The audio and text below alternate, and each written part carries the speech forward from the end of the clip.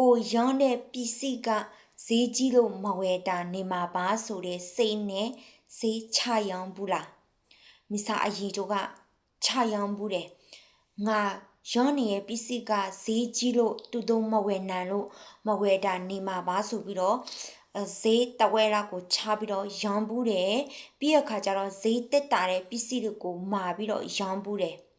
ဒါပေမဲ့အဲ့ချိန်မှာမိစာတိလိုက်ရတာကမိစာရဲ့ပစ္စည်းကဈေးကြီးလို့သူတို့မဝယ်နိုင်လို့မဝယ်တာမဟုတ်ဘူး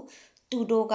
မိစာကိုယုံကြည်မှုမရှိသေးလို့မိစာရဲ့ပလေးတက်မဖြစ်လာသေးလို့မိစာရဲ့ real customer မဖြစ်လာသေးလို့သူတို့မဝယ်တာဆိုတဲ့အချက်ကိုမိစာတီးခဲ့ရတယ်ပေါ့နော်အဲ့တော့ကိုယ့်ရဲ့ပစ္စည်းကိုအရှုံးခံပြီးတော့ရောင်းနေမဲ့အစားသူတို့ကိုယုံကြည်မှုရှိအောင်တိဆောက်ပါသူတို့ကိုယ့်ရဲ့ပလေးတက်ဖြစ်လာအောင်ကိုယ့်ဘက်ကနေတိဆောက်ပါဒီနှစ်ချက်တာတိဆောက်နိုင်မယ်ဆိုရင်သူတို့ကကိုပါတွေပဲရောင်းဝယ်ပါလိမ့်မယ်